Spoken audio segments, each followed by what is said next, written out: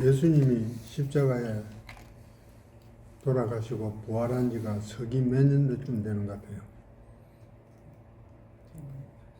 서기 한 37년쯤 돼요. 37년이나 38년 서기.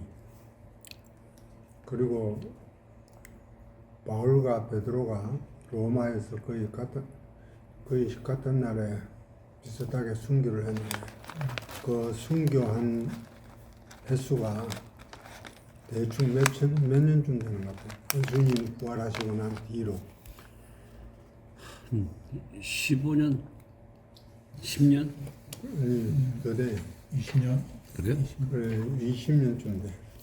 저 30, 그 65년에 순교했거든. AD 65년. 그때 네로 황제 시대. 이것은 기억을 해두는 게 좋고. 그 다음에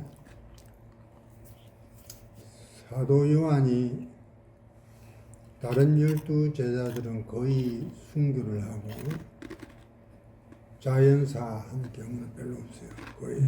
그런데 사도 요한은 자연사했거든요.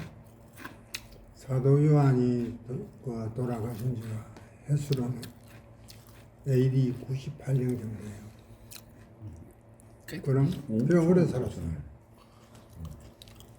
사도 요한이 그러니까 바울하고 베드로가 순교하고 난 뒤에 사도 요한이 혼자서 건 30년 동안 살은 거예요. 디아스포라 이후에도 계속 살아있었네요, 그죠? 살아있었어요. 저는 그전에 다 죽었. 그 다른 제자들은 거의 죽었어요. 그리고 12사도 중에서 제일 일찍 그 순교한 사도가 그 야고보야. 베드로의 형. 야고보는 그 헤롯 왕한테, 헤롯 아그리파한테 사형을 당하고, 그때 이 아그리파가 못 돼가지고 베드로도 투옥시키고, 그렇게 유대교로서 로마의 대리자로서 그렇게 박해를 가했었어요. 그 야고보의 시체가 있다는데 그게 산티아고 순례길 끝에 있는다 거기. 그런데 야고보가 그런데 우리가 사도행전에 나오는 야고보는 두 사람이에요. 한 사람은 예수님의 동생 야고보예요. 그 다음에 예수님의 제자 야고보. 그런데 예수님의 제자 야고보는 일찍 순교를 당하고, 그리고 예수님의 동생 야고보는 예루살렘 교회의 수장이 돼요. 그래가지고 수장으로서 예루살렘 교회를 지키다가 그도 순교를 해. 유대인들에 의해서 순교를 당해요. 그 다음에 그 야고보가 순교를 당하고 난 다음에 예루살렘 교회를 누가 지키냐 하면 누가복음에 나오는 시몬이라는 아주 경건한 사람이에요. 그 시몬이 예수님이 그 할례 받으러 왔을 때 그 제사장으로서 예수님을 안고 이제 메시아가 오셨다. 내가 메시아가 오시기 전에는 내 생전에 메시아를 꼭 보고 싶었는데 드디어 내 소망이 이루어졌구나. 그러한 경건한 시몬이라는 이름으로 누가복음에 1장인가 2장에 나와요. 그 안나하고 같이. 안나와 나와. 안나보다 조금 앞에 나와. 몇 절 앞에. 시몬이라는 사람이. 나이가 이 시몬이 나중에 예수님 동생이 순교하고 난 다음에 예루살렘 교회의 수장이 돼요. 그래서 예루살렘 교회를 지키다가 90살 넘어서 거의 굉장히 노년이 돼가지고 또 순교를 해. 그래서 예루살렘 교회가 지키고 이제 다시 사도 요한으로 가가지고 사도 요한은 출생연월이 AD 한 6, 7년쯤 된다고 봐. 예수님보다 한 30살. 자, 아니다. 좀 그래 내가 좀 혼란을.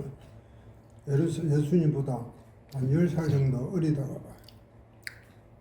그래서 90살에 되니까 이 사도 요한은 그 살은 횟수가 한 90까지 살았을 거예요. 8, 90까지. 그때 사도 요한이 그 주로 에베소 교회와 안디옥 교회에서 그 교회를 다스리고 가르치고 있었다. 근데 아까 이야기했던 교부들에 대해서는 우리 복잡하고 이름이 많잖아. 근데 교부들의 역할이 뭐였느냐? 교부들의 한 일 중에 제일 큰 일은 이야기가 예수님을 증명을 하는 것이 12사도였거든. 12사도가 특히 베드로가 그 유대인들 앞에서 설교를 강하게 했잖아. 너희가 십자가에 못 박혀 죽은 그 예수가 바로 구약에서 말하는 메시아다. 그 메시아가 우리를 위해서 십자가에 못 박혀 달려 돌아갔었다. 너희는 그런 악행을 저지른 잘못을 저질렀다. 이것에 대한 12사도들의 첫 번째 임무였다고. 예수님을 증명하는 것. 예수님이 땅 위에 메시아로서 오신 것, 그리고 사랑으로서 오신 것, 이것은 여호와 하나님의 이 구원의 인류의 구원의 계획에 그것이 예수님께서 그 구원의 결과를 하는 약속을 지키기 위해서 예수님을 메시아로 보냈다 하는 이것이 12사도나 베드로나 스데반이나 전부 다 증명한 내용이거든. 그것의 증명은 구약에서 구약 예언자들이 증명한 것을 쭉 들어가지고 증명을 한 것이 12사도들의 제일 큰 일이었다고. 예수님을 증명한 거. 그리고 교회를 초대 교회를 시작하는 거. 그러면 교부들의 역할은 뭐였느냐면 이제 사도들도 인간이기 때문에 AD 70년, 90년 다 돌아가셨다. 그러면 그게 증거할 사람이 없는 거야. 그래서 이 속사도, 그 예수님의 제자들로부터 직접 배운 그런 사람들을, 그리고 그런 사람들에게, 그 사도들에게 수제자 정도 되는 사람들이 쉽게 말하면 그 교부라 그래. 교부라는 이름은 다른 게 아니고 존경의 이름의 뜻이 있어. 처치파더야. 영어로 말하면 처치파더. 그리고 교회의 아버지라. 상당히 존경을 가하는 존경심에서 그런 호칭을 붙였는데 처치파더. 근데 여기서 이야기가 상당히 캐톨릭의 등장으로 인해서 이야기는 조금 복잡해져 가고 있어요.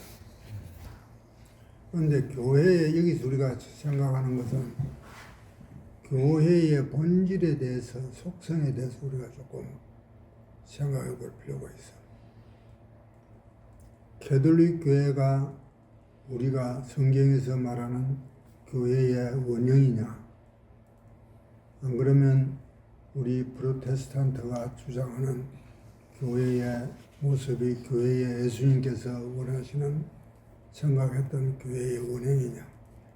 이것을 우리는 교회의 정의에 대해서 한번 생각해 볼 필요가 있어요. 우리가 교회를 볼 때 흔히들 눈에 보이는 교회와 눈에 보이지 아니하는 교회, 가시적 교회와 불가시적 교회, 그렇게 이야기를 들어봤잖아요. 그러면 불가시적 교회는 무슨 뜻이냐? 가시적 교회는 우리가 눈에 보이니까 우리 서울중앙교회, 이건 가시적 교회예요. 그러면 불가시적 교회라는 것은 무슨 뜻이냐? 이것을 이야기하기 위해서 참 좋은 이야기가 있어. 그때 로마 제국에서 AD 305년에서 310년 사이에 로마 황제 디오클레티아누스라는 아주 이 기독교에 대해서 박해를 대의한 황제가 있었어. 이 황제 밑에서 교회를 책임지고 있던 주교들 혹은 감독들이 배교를 했다고. 나 예수 안 믿을 테니까 로마 법에 따르고 죽이지 마라.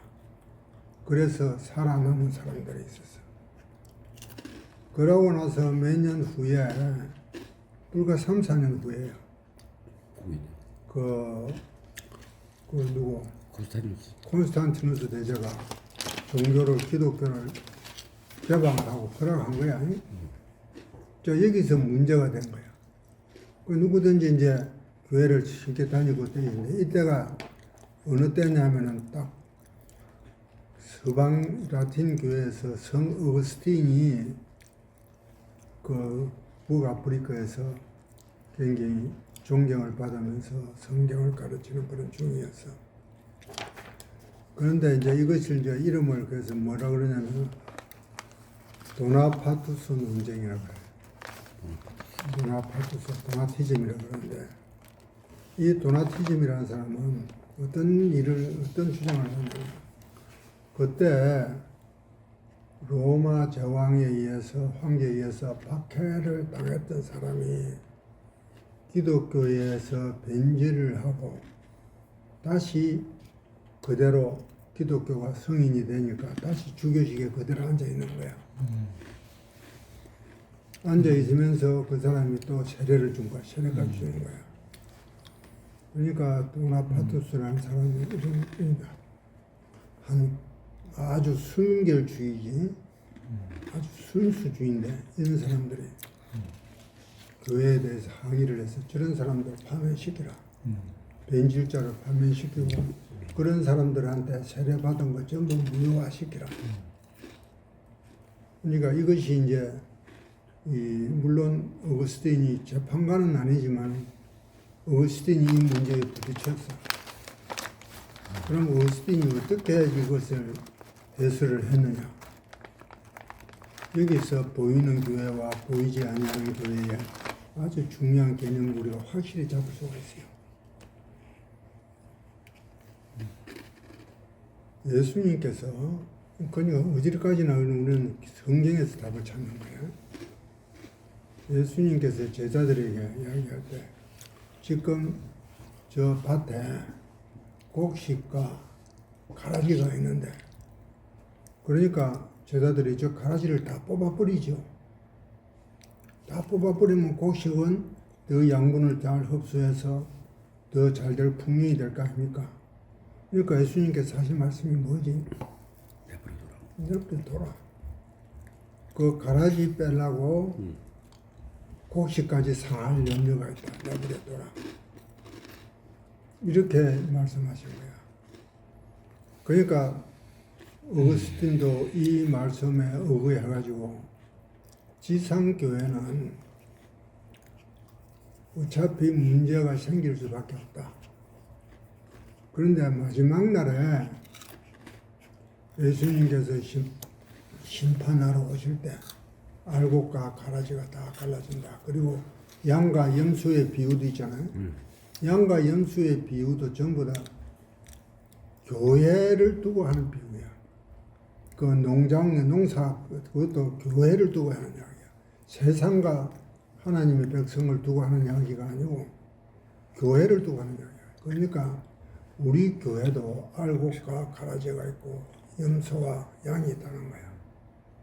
그런데 보이지 아니하는 교회의 개념은 뭐냐면은 예수님께서 마지막 심판주로 오실 때 구원받은 사람, 이런 사람들은만 다 먹을 거 아니야. 가라지는 전부 다 불살라 내버리고 갈아낼 거 아니야. 이 구원받은 사람, 이 사람들은 보이지 아니하는 교인이야. 그러니까 개념이 확실하게 잡히지. 마지막 날에 결정이 됐다는 거야. 그런데 이 땅 위에서 우리 현상 세계에서 존재하는 교회는 우리가 흔히 말하는 에클레시아라고 그러죠. 에클레시아라는 뜻이 뭐냐면 히라고에서, 전 그리스어에서 그냥 모임이야. 정치적인 모임도 에클레시아야. 그냥 모이는 거야. 모이는 그 중에서는 별의별 분류들이 다 있을 거라고. 거기서 겉으로는 내가 예수님을 믿는다 고백을 하지만 속으로는 세상을 섬기는 사람들도 많이 있을 거라고. 그러니까 도나파두스 이 사람들이 뭐라 하냐면, 그러면 교회는 거룩해야 되지 않느냐, 이걸 시비를 걸어하는 거예요. 이 거룩한 성도의 무리에 이렇게 악한 무리가 있으면 우리 쪽에 교회가 거룩해지느냐. 근데 거기서 어거스틴은 뭐라고 답을 했냐면, 교회 성도가 거룩한 것이 아니다. 교회가 거룩해야 된다는 것은 교회의 머리 대신 예수님이 거룩한 거다.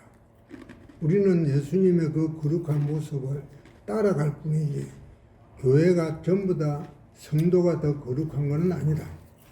이렇게 설명을 해준 거야. 그러니까 교회가 거룩하다는 것과 보이지 아니하는 교회라는 것은 분명히 이제 이해가 되겠죠. 교회의 보편성.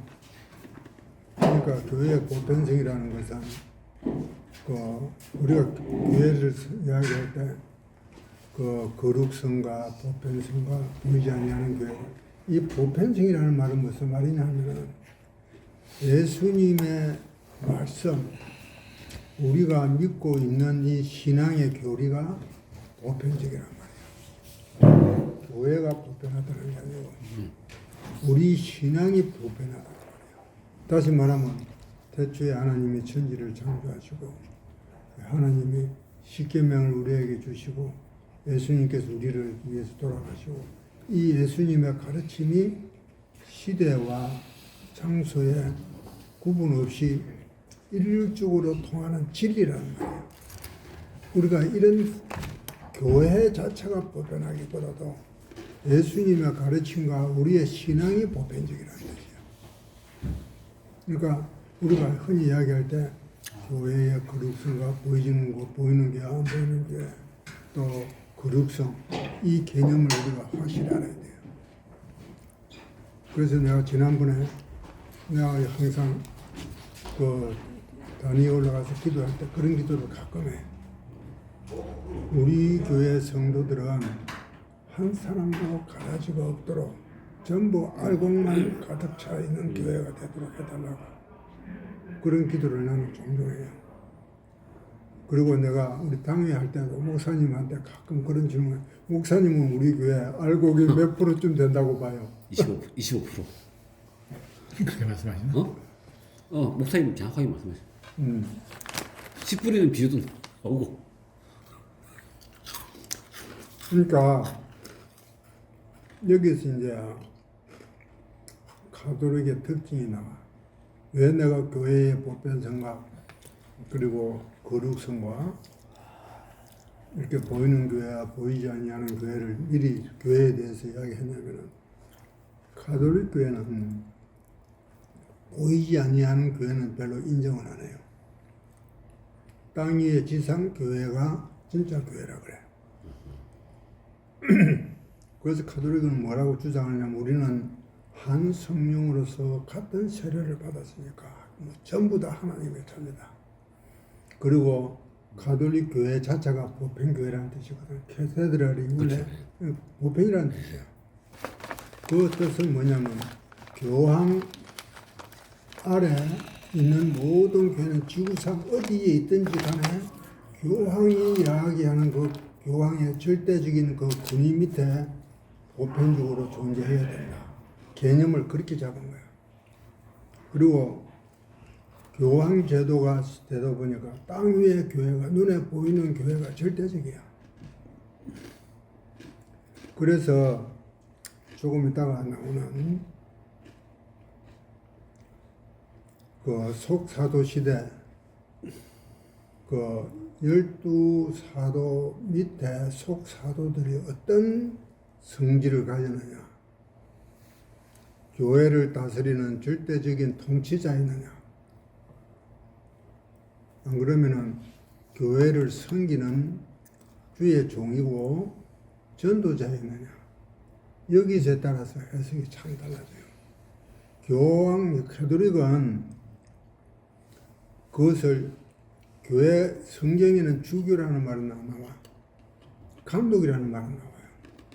그런데 감독과 장로라는 말은 나와. 집사라는 말은 나와. 그런데 감독을 가톨릭에서는 주교라는 단어로 바꿔버려요. 그것이 이제 지금 가톨릭에서 이야기하는 자기의 성직 계층 중에 하나야, 주교가. 그 이제 우리가 좀 있으면 우리 교회도 직분자를 선출하잖아. 또 직분자에 대한 이야기도 우리가 좀 공부를 할 필요가 있어. 우리 교회는 우리 직분자라 그러면 가톨릭에서 보면 또 뭐 교황이나 추기경이나 주교나 신부나 전부 다 교회의 직분자야. 직분자는 두 가지의 기능이 있어요. 첫 번째 직분자의 기능은 뭐냐면은 하나님과 교인들 사이에 중간자 역할을 해주는 거예요. 중간자 역할을 해주면서 가톨릭 개념으로 그렇다는 거죠. 예. 아니 우리 개신교도 마찬가지야. 그런 직분자는 목적이 있고 수단이 있어. 직분자의 목적은 뭐냐면은 성도들과 같이 하나님과 영적인 유기체를 이루는 것이 직분자의 원래의 목적이야. 우리 교회에서 장로나 집사나 목사나 전부 다 성도와 하나님과의 한 일체가 되도록 같이 천국에 가서 갈 수 있도록 하나님과 연결해 주는 거룩한 단체라고. 한 유기체로서의 이런 기능을 해주는 것이 이런 목적으로 세운 것이 직분자라고. 그러니까 우리의 직분자는 항상 하나님 앞에서 경성에 있어야 되고, 그리고 겸손해야 되고, 예수님의 말씀에 가장 접근해 있으면서 성도들과 그 사랑을 같이 나누어야 된다는 것이 직분자의 직무라고, 그의 직분자를 세우는 목적이야. 그런데 직분자가 존재 형식으로서는 땅 위에서 그런 제도적인 이름을 갖다 붙이시는 거라고. 이것이 가톨릭에서는 하나의 피라미드 형식의 권력 구조가 되어 있는 거야. 우리 프로테스탄트는 성도 간 개인의 자유 양심을 하나님과의 교제를 자유롭게 할 수 있는 이것을 굉장히 중요시 여기는 거야. 그는 막 누구든지 하나님 앞에 직접 나갈 수가 있어. 그런데 가톨릭에서는 그 계층에 단계가 있어가지고 그 계층을 밟아 올라가야 돼. 그러니까 땅 위의 교회가, 땅 위의 체계가 중요한 거야. 그래야 교권이 확립이 될 수가 있어. 중세 가톨릭에서는 가장 무서운 형벌이 요즘 우리나라 국가에서 법에서 따지는 것도 뭐 사형이잖아. 그때 중세 시대는 교회에서 내리는 파문이라고. 교회에서 쫓아내버려. 그것을 가장 두려워했어. 너는 교인 아니다. 그런데 그는 교회 법을 어기고 그 교황의 말에 거역하고 그러면은 파문을 시켜버려요. 그 사람이 파문을 당했을지라도 하나님과의 관계가 독실하면 구원을 받을 수 있는 거야. 그런데 이것이 가톨릭의 오늘날의 모습을 이야기하려면 좀 많은데, 그래서 오늘 이것이 이야기 중에 장로님, 그러면은 요즘 많이 많았던 가난한 성도들 있잖아요.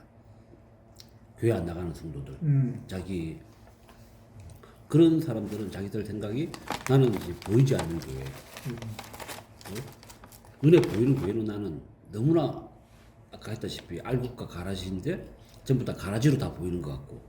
그래서 교회는 가기 싫고 하나님을 믿고. 그런 사람들이 이제 무교주의자들인데 네. 우리나라에도 무교주의자들이 많이 있었어. 그렇죠. 그런 사람들을 우리는 어떻게? 그런데 거기서 우리는 그렇기 때문에 우리가 교회의 역사를 공부를 해야 돼. 교부들의 고백들. 방금 장로님께서 쭉 설명해 주시다 보니까 그러면 가난한 성도들이 목사님, 장로님 말씀하셨던 것들을 쭉 듣고 내 생각이 그런 옳다 이렇게 생각할 것 같아요. 그런 말이 있어. 교회 밖에는 구원이 있느냐 없느냐. 교회 밖에는 구원이 있느냐 없느냐. 이 문제에 부딪히게 되거든. 우리는 없다고 배웠잖아요. 많은 교우들의 신앙 고백에서 교회 밖에는 교우 신앙이 없어요. 왜냐하면 예수님께서 그 교회를 세우시고 그 교회 안에서 너희들이 내 말씀을 잘 순종을 하고 그리고 말세가 되면 사탄의 세력들이 강해질 텐데 너가 힘써 힘을 모아서 사탄의 세력과 싸워서 이기라. 그러기 위해서 교회를 만드셨다. 여기에 대해서 우리 개신교회도 교회 감독자를 인정 안 할 수밖에 없는 그런 그 당시 사회적인 상황이 있어요. 이 신약 성경이나 구약 성경은 AD BC 207, 80년경에 70인역이 히브리어로 히브리어 성경이 헬라로 번역이 되었었어요. 그래서 일반 성도들이 헬라어 성경을 구약을 읽어 쓰셨어요. 그런데 예수님 당시 그리고 AD 398년까지 카르타고 공의회 때 신약 성경 27권이 정해졌거든. 그러니까 397년 이전에는 성경이 없었어요.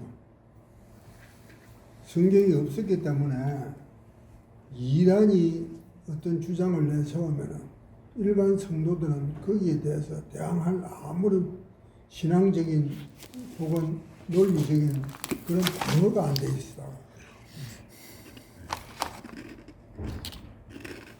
그래서 그 감독이나 이런 사람들이 특히 이그나티우스나 그리고 로마의 클레멘트 이런 사람들은 감독이 가르치는 범위 내에서만 너희들이 배우라. 그리고 감독 없이 함부로 이방 사람들을 만나지 마라. 이렇게 감독이나 장로에 대해서 그 권한을 상당히 영적인 권한을 갖다가 부여를 했었어. 그는 이단을 교회로부터 방어하기 위한 방법이었다고. 그래서 그때는 감독 제도가 필요가 했어요.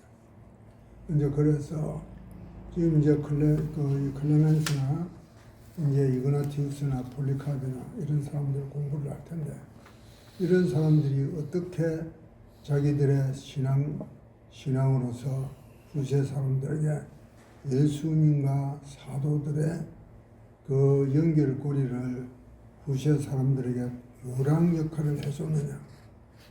실제는 아까 얘기했던 교부들은 뭐냐면 다리야. 교랑 역할을 해주는 거예요. 그래서 교랑 역할을 어떻게 했느냐. 이 교랑이 잘못되어 버리면은 저만 강 건너 다른 목적지로 갈 수가 있어. 그 교랑이 제대로 딱 놓여있으면은 강 건너 바른 길로 갈 수가 있는데 이 교부들은 천만다행으로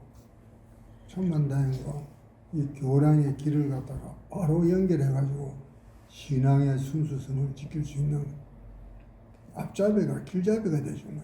그렇기 때문에 우리 교부들에 대해서는 굉장히 고맙게 여겨야 돼요. 그래서 교부들이 어떻게 살았는지, 어떻게 태어났는지, 어떻게 교육을 받았는지, 누구한테 배워서 어떤 신앙 고백을 하면서 성도들에게 어떤 유익을 끼쳤는지, 교회사에서 어떤 역할을 했는지 이런 것을 공부하는 것이 우리가 우리의 신앙을 갖다가 확실히 할 수 있는 근거가 되는 거예요.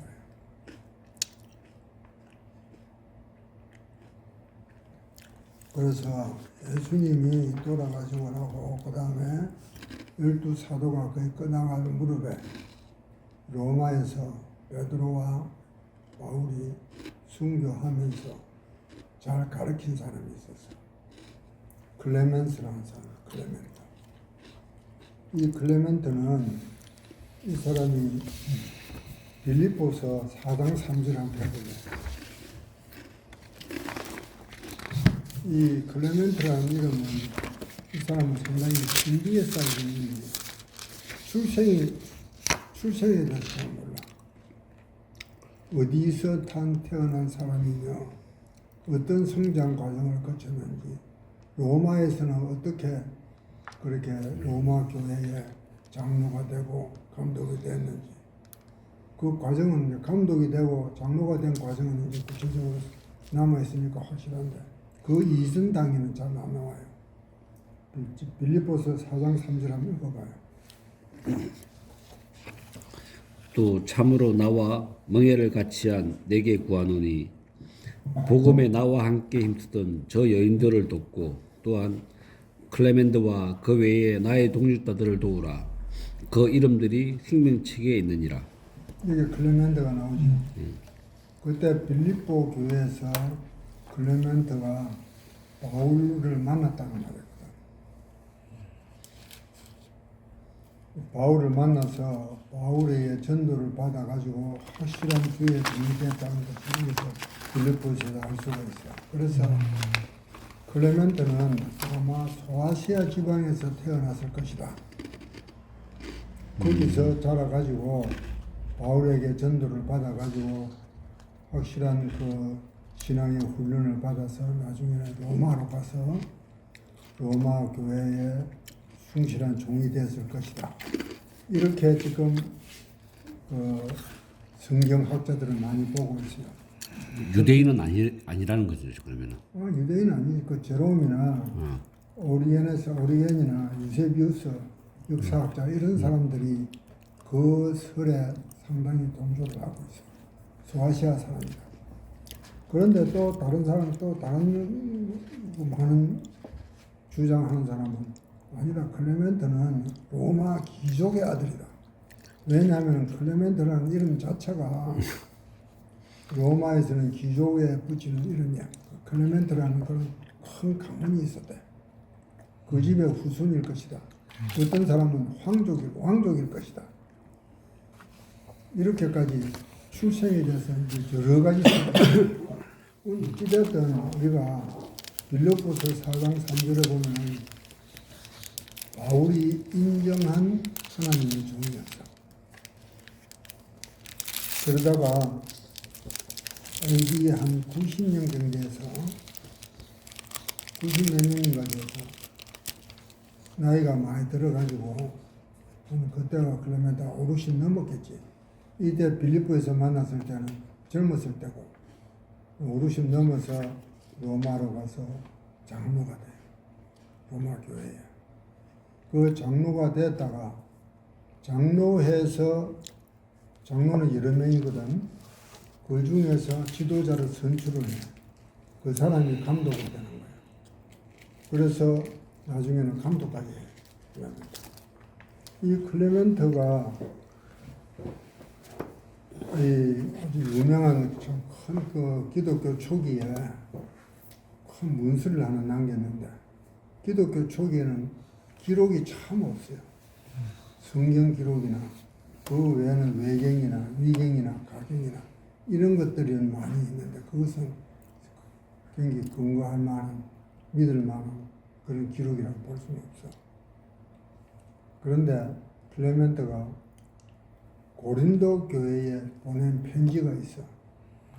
AD 95년인가 96년인가 고린도 교회에서 큰 파란이 일어났었어. 고린도 교회가 물론 바울이 고린도전서 전후서를 보내고 난 뒤에 고린도 교회에 대해서 많이 꾸짖고 그리고 그 사랑으로 보듬어주고 견책도 하고 그렇게 이야기하는 내용이 많잖아. 권고도 하고.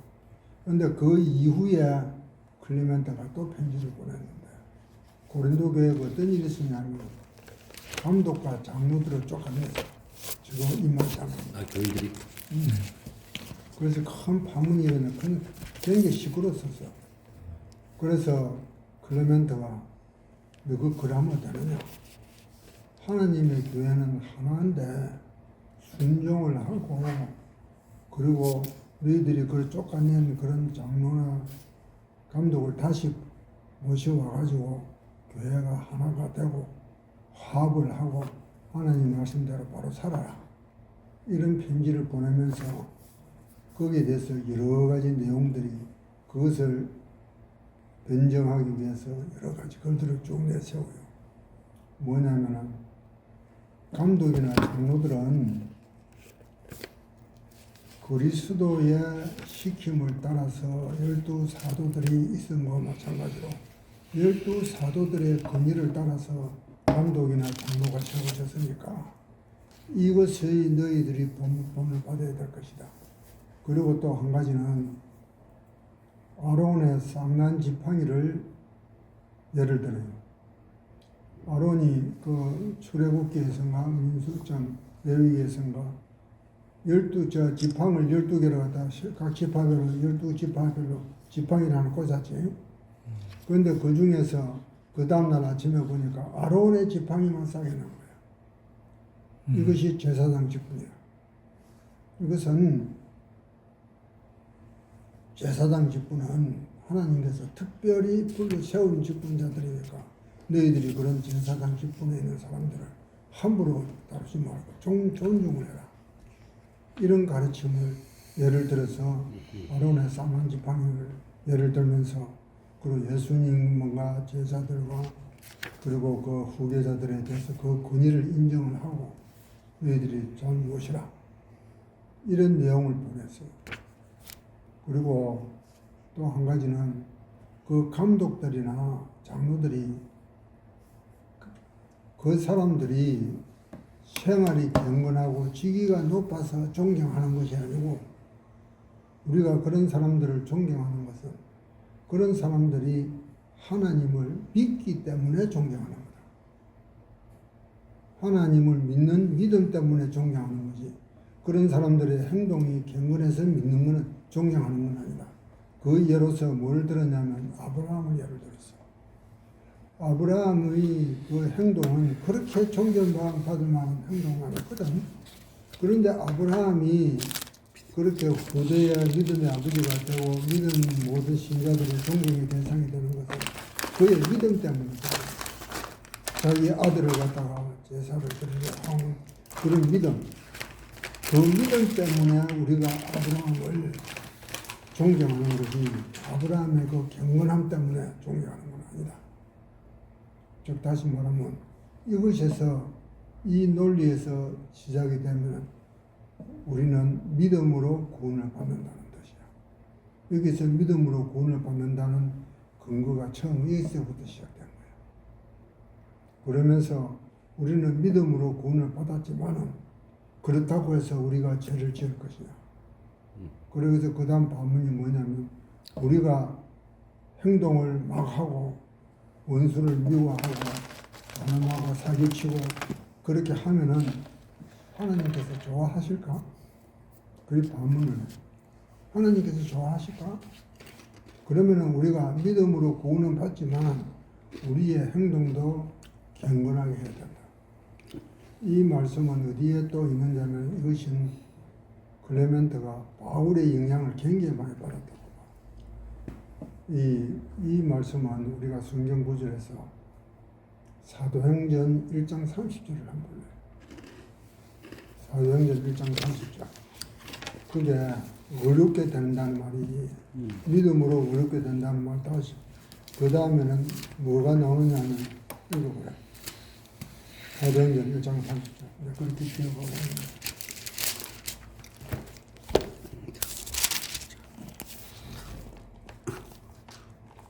1장 30절요? 네, 사도행전 1장 30절. 25절까지밖에 없는데. 그래? 1장은 26절밖에 없는데. 그럼 뭐 고린도전서 모양이다. 아닌데.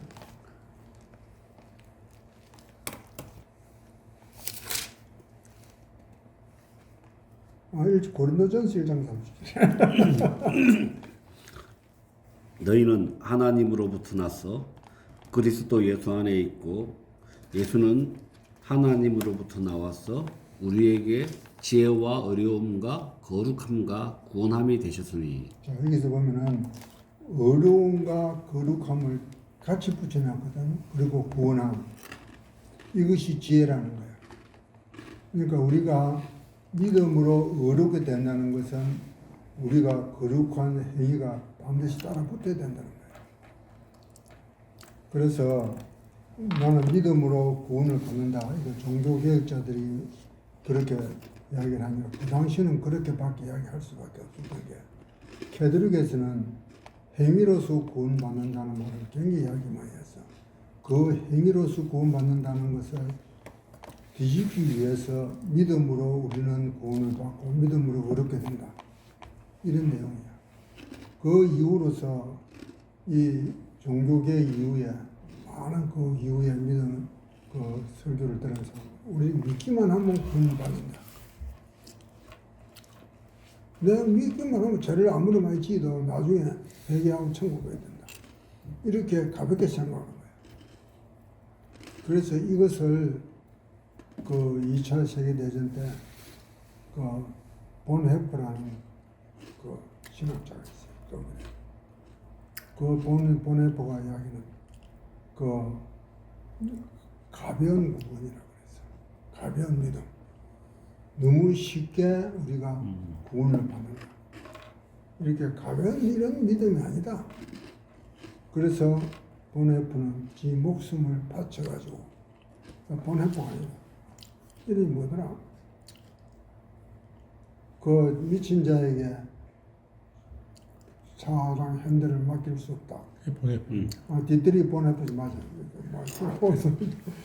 그래가지고 이 디트리 본헤퍼는 자기가 미국에 가서 미국에 초청을 받았다. 폴 틸리하고 독일의 유명한 신학자가 미국에 가서 이제 편하게 지낸 거야. 근데 지내다 보니까 그 나라에서 전쟁이 터진 거야. 그런데 본헤퍼는 내가 고국에 있는 성도들을 저렇게 억압을 받고 고생을 하는데 내 혼자 미국에서 편하게 살 수 없다. 그래서 본국으로 돌아가요. 돌아가가지고 성도들하고 같이 그 십자가를 같이 져. 그래 결국은 히틀러한테 사형을 당해. 그런데 폴 틸리는 그냥 편안하게 거기서 살아. 그리고 폴 틸리는 거기에 폴 틸리의 신학에 대해서는 나는 별로 좋아하지 않아요. 그 사람은 상당히 변질자야. 그 사람은 지식인을 위한 신학자야. 예수님은 지식인을 위한 신학자가 아니고 버림받고 못 배우고 가난한 사람들의 친구였지. 지식인들, 교회, 이 사회 상류층들을 하고 예수님은 그렇게 오히려 가난하다고 그러고 너희 재산을 나누어 주고 너희들은 궁핍한 속에서 그렇게 살아라고 예수님은 그렇게 가르쳤지.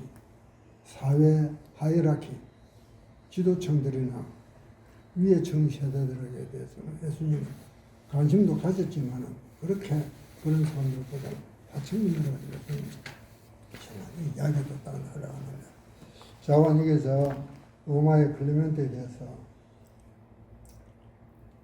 여기서 이제 아까 이야기했던 교회 직분자들에 대한 존경심을 가지라. 교회 직분자들에 대해서 존경심을 가지라는 것은 상당히 좋은 기분이에요. 그리고 사랑해야 되고, 그리고 교회 직분자로서 인정을 받았으면 거기에 많은 겸손과 온유의 그런 미덕을 가져야 돼요. 예수님께서 나 이 구절을 참 좋아하는 거예요.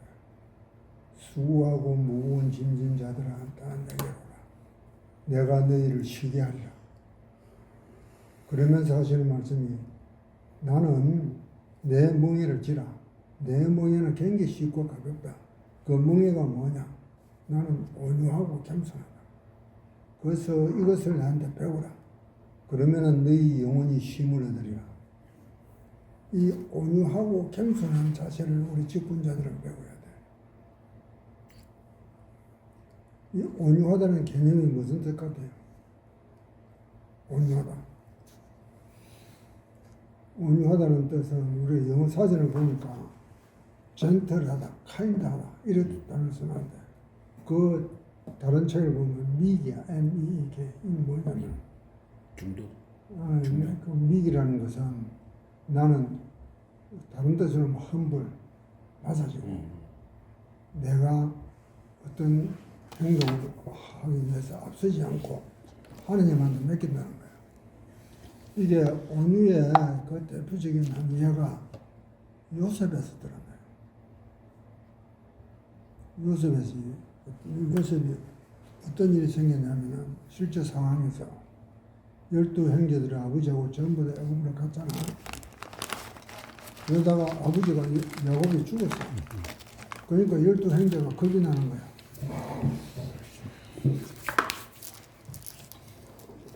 그래서 12형제들이 요셉한테 가서 꿇어 엎드려가지고 이제 요셉아, 그러니까 여태까지는 아버지 때문에 아버지 체면 봐서 우리를 살려줬는데 이제 아버지도 돌아가셨으니까 네가 나한테 이제 복수할 거 아니냐. 그렇게 겁을 내고 요셉한테 그렇게 하소연을 한 거예요. 그때 요셉이 한 말이 온유의 뜻을 나타내요. 뭐냐면 형님들이요, 그런 말 하지 마세요. 내가 여호와를 대신하리까. 이 말 한마디가 온유의 개념을 나타내요.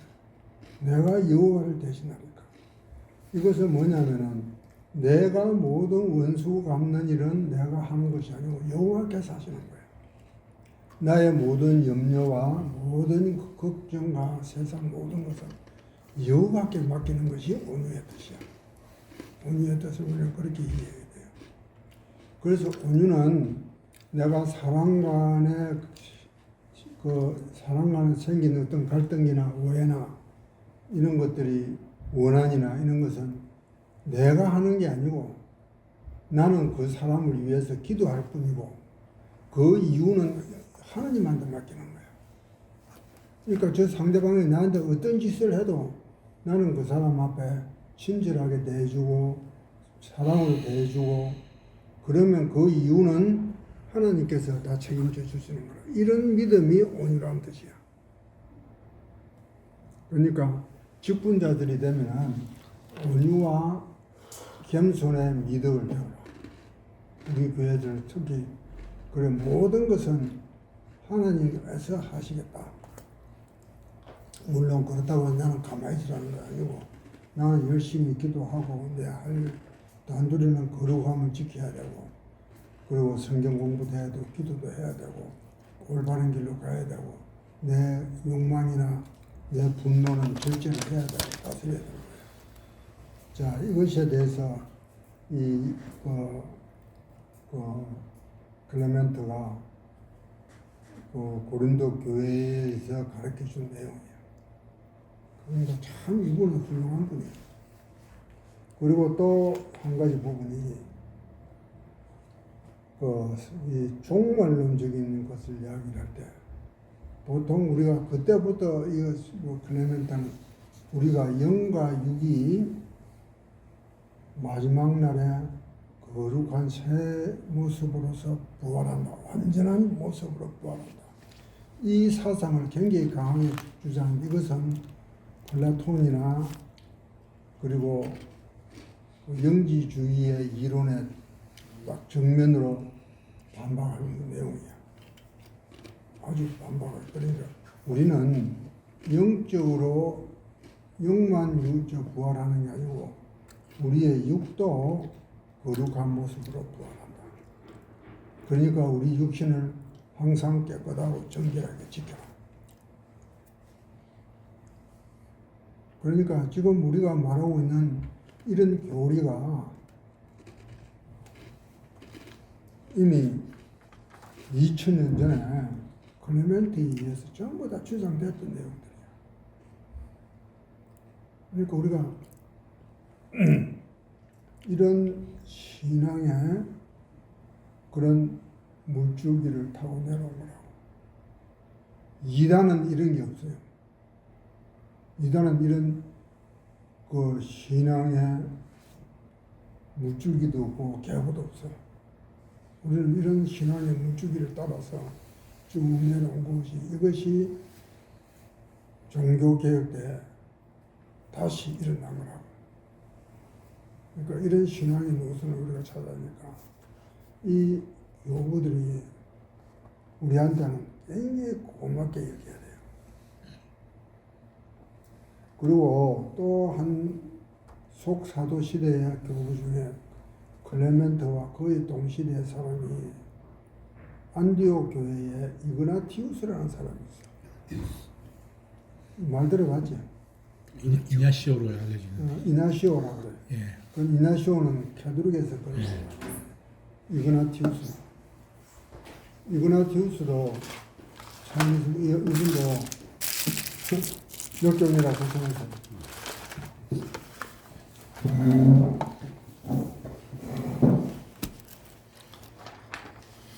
이그나티우스는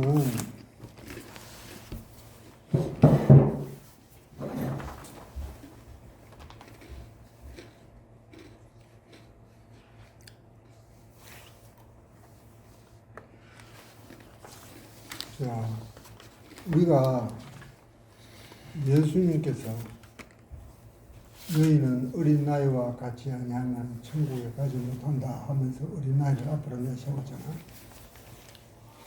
그 어린애가 이그나티우스는. 그래서 이그나티우스의 별명이 뭐냐면 예수님을 아는 자야. 북선이 가려 있는 거.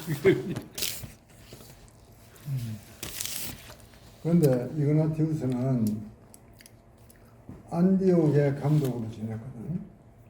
안디옥 교회, 안디옥이라는 교회는 그때 이방 선교의 중심지였어. 에베소 교회와 안디옥 교회가. 그리고 바울에 의해서 교육을 받았고 또 다른 한편으로는 사도 요한에 의해서 교육을 받았다고 그래요. 그러니까 안디옥 교회에 바울도 방문을 했을 거고 사도 요한도 방문을 했을 거고 베드로도 방문을 했을 거고.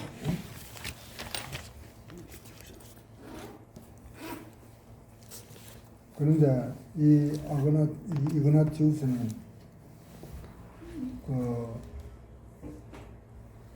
AD 260년에서 340년 사이에 유세비우스라는 아주 기독교적인 역사가가 있어요. 유세비우스, 이 사람 글을 나중에 인용할 때가 이 책을 가져왔거든. 유세비우스라는 사람인데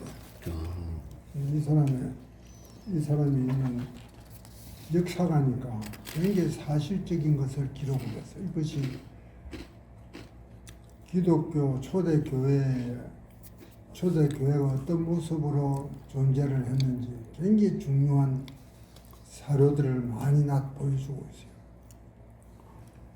그런데 유세비우스 시절, 그러니까 이그나티우스 시대하고 유세비우스 시대를 보면 한 200년이 흘렀거든. 200년 후에까지 이그나티우스는 굉장히 교회 내에서 존경을 받았던 인물이에요.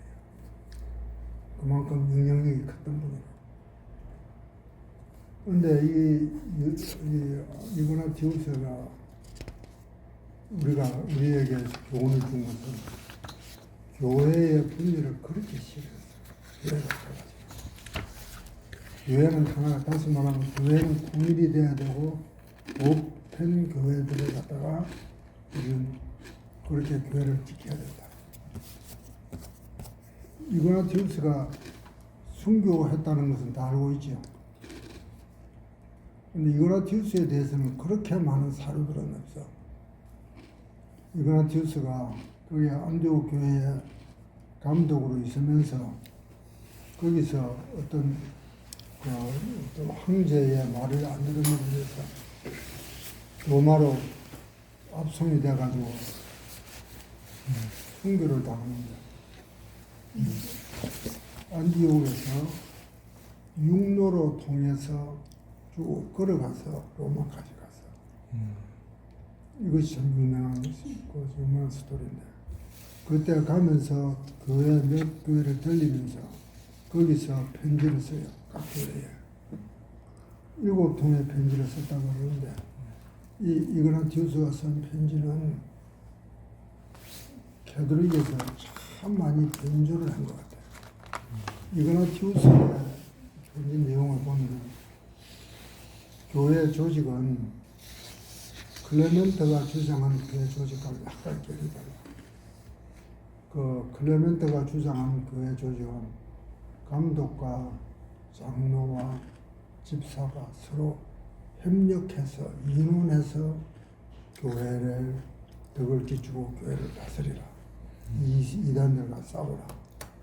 그랬는데 이그나티우스는 감독이 있고 밑에 장로 그룹이 있고 그 밑에 집사 그룹이 있고 그 밑에 평신도 그룹이 있어. 마치 피라미드식으로 그런 교회를 주장했다. 그러니까 카톨릭에서는 굉장히 좋아하는 주장이다. 그래서 이 편지가 그렇게 위장이 많네. 그래서 클레멘트 이그나티우스에 대해서는 정확한 사료가 지금까지 연구하게 되었대. 그리고 마지막으로 자기 밑에는 아니지만 자기보다 나이가 어린 폴리카브라고 있어. 얼마에 들어봤지? 폴리카브한테도 참 애정을 가지고 있어. 폴리카브한테까지도 편지를 쓰면서 믿음으로 끝까지 잘 지키라. 나는 지금 로마에 가서 순교를 당하러 간다.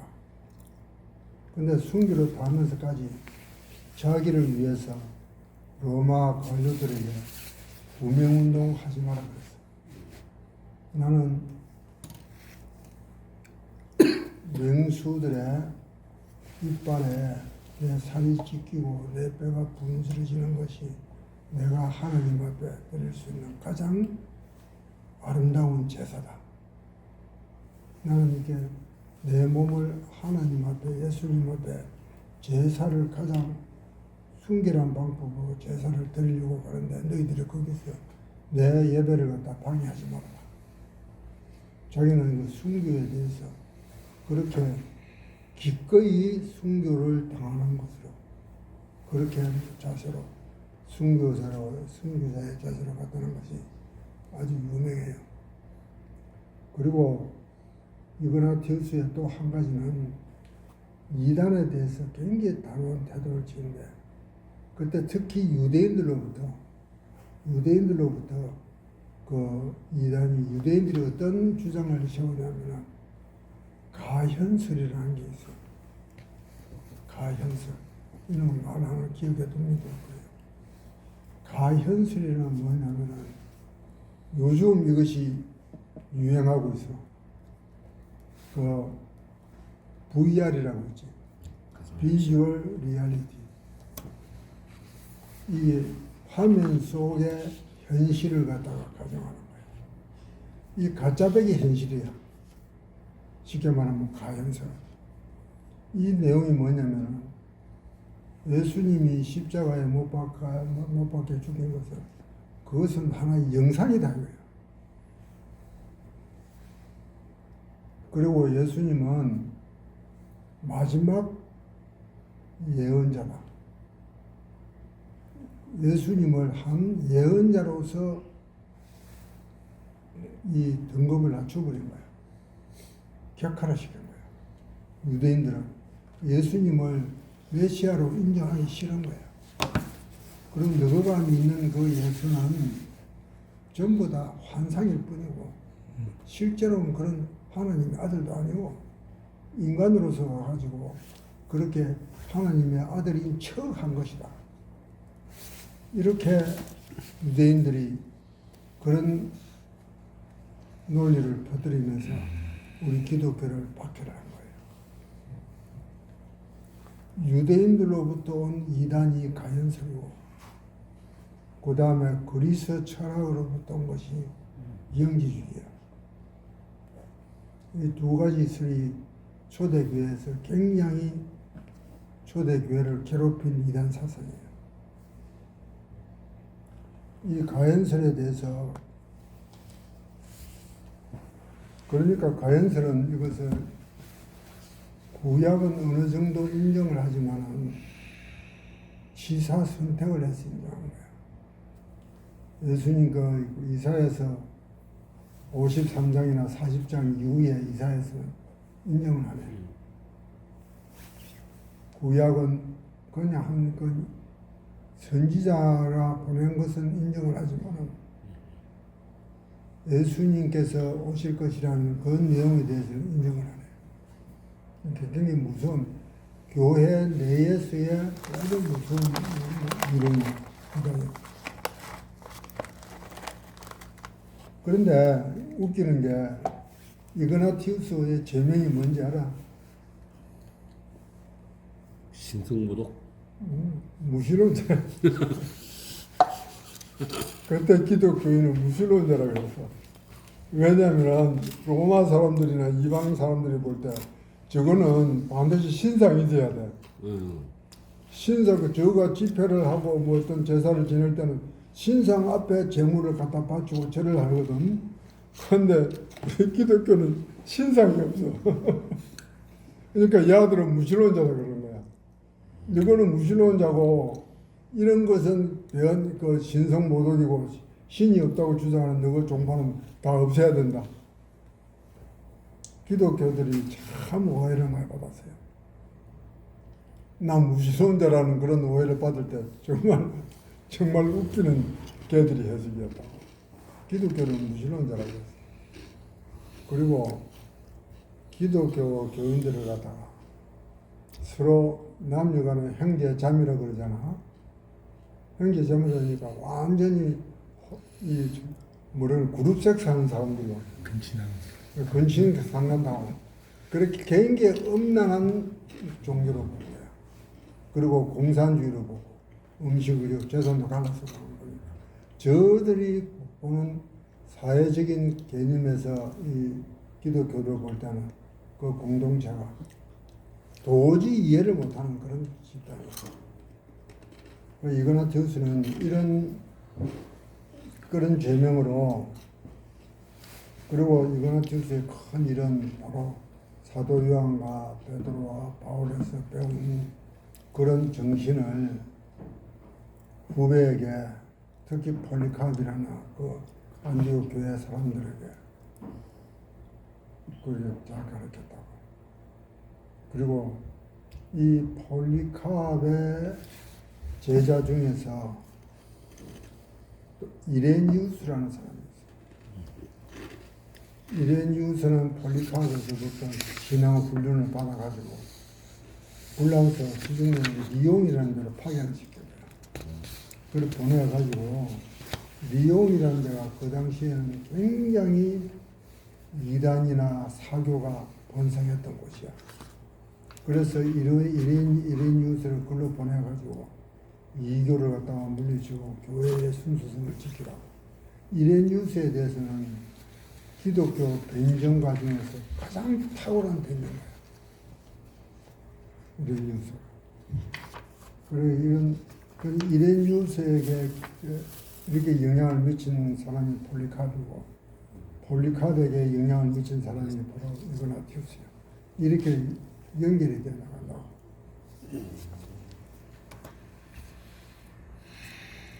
아까 이야기한 이그나티우스에 대해서 약간 교회 조직에 대해서는 피라미드 형식이고 클레멘타가 약간 해석이 다르다 그랬죠.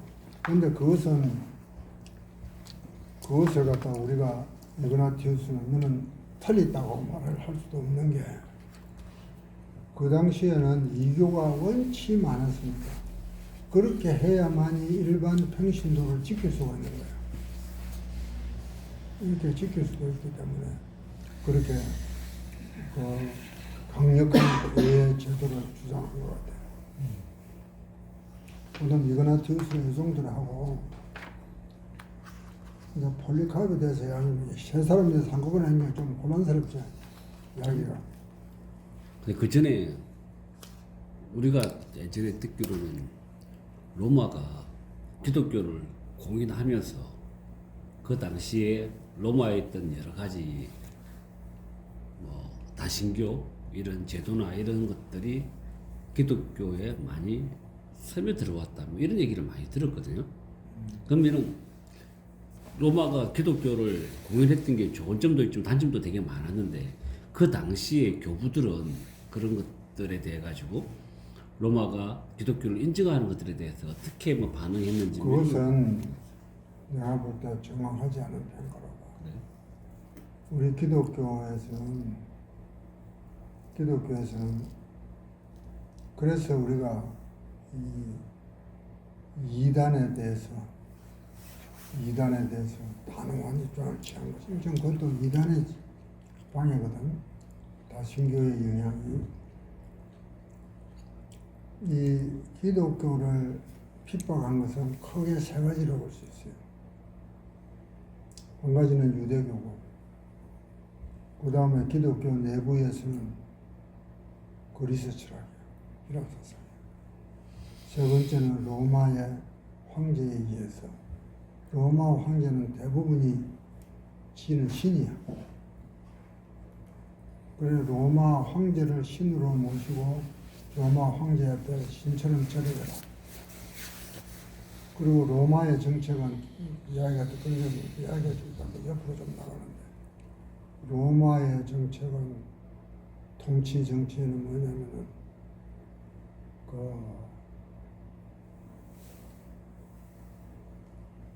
뭐고 바빌론이 망하고 일어선 나라가 페르시아의 정책을 많이 따랐다.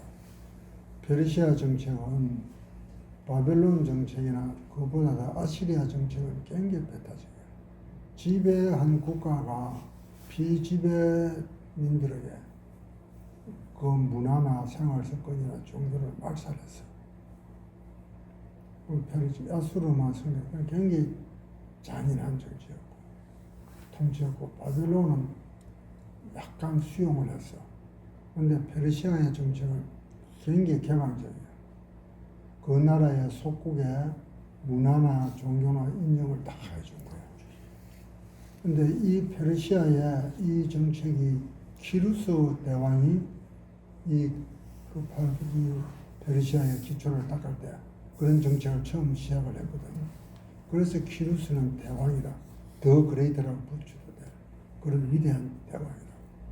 그런데 이 키루스의 정책을 로마에서 그대로 답석 받은 거예요. 로마에서는 비지배 민족의 종교나 문화나 생활 습성이나 다 인정을 해주고 이 총독만 보내가지고 세금만 받아가면 오케이야. 그래서 로마의 종교는 굉장히 다신교야. 오만 종교가 다 들어있어. 그래서 유대 종교도 인정을 한 거야. 그런데 유대 종교도 인정을 하는데 걔들이 유일신만 주장을 하니까 유대교를 갖다 박해하기 시작했는데 유대교에서 파생되어 나온 기독교는 저가 볼 때는 더 독종이야.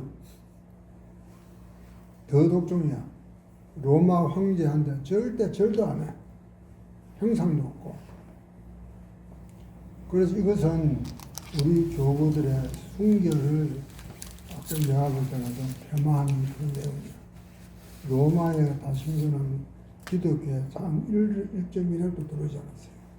단 이것은 있었어. 어떤 게 있었냐면은 기독교가 콘스탄티누스 대제에 의해서 승인되니까 그때 아까 이야기도 했지만 이 이야기는 아까 초대교회에서 예배는 어떻게 드리느냐 이것부터 잠깐 이야기해요. 예배는 어떻게 드리느냐 요즘은 교회라 그러면 장소가 먼저 머리에 떠오르잖아. 그 당시에는 장소라는 개념이 없었어요. 모임이라는 개념만 있었어요. 아무 때나 모이면은 어디에서든지 모이면 개인 집에서 좀 집이 들은 사람은 자기 집에서 안 그러면 그것이 감시를 받으면 다른 야외에서 혹은 지하실에서 혹은 회당에서 아무 때나 주의 이름으로 모이는 거야. 그래 모여가지고 회당이라는 곳이 없었어. 장소라는 개념이 없었다. 모임 자체가 중요했다. 그래 초대교회 예배 형태에 대해서 다음 이야기하고 카톨릭에 대해서 좀 로마의 영향에 대해서 로마는 그 당시 자기들이 신들에게 제사 지내는 큰 회당들이 다 있었거든. 신전들이 다 있었어. 그 신전들에는 굉장한 장식들이 많이 있었잖아. 장식들도 많이 있고 건물도 크게 짓고 특히 로마시에 가면 뭐 이름이 뭐라 그러고 아피스톨인가 그는 큰 신전 언덕 위에 대신전이 있었다고. 거기에는 항상 그 신녀들이 있었다. 6명의 처녀들이 있어가지고 6살부터 30살까지 그 제사를 지내는 성녀라 그래. 그 성녀들은 수주를 했다. 그리고 30세가 되면은 내보내서 시집가라고. 그러니까 그런 엄격한 제도가 있었다. 거기서는 그 제사 지내는 그런 성녀들 그 이름을 뭐라 그러더라. 이름을 잊어버렸다. 그런 이름 특별 이름이 있는데 그런 신전들 로마의 다신교를 섬기는 그런 신전들을 교회에다 허락을 한 거야. 그래서 이제부터는 성도들이 예배 드릴 때 그 신전에 가서 예배를 드렸어. 굉장히 편하고 좋잖아. 잘 꾸미지고. 그러니까 그때 들어갔을 때 그 옆에는 여러 가지 우상의 형상들이 많이 있었어.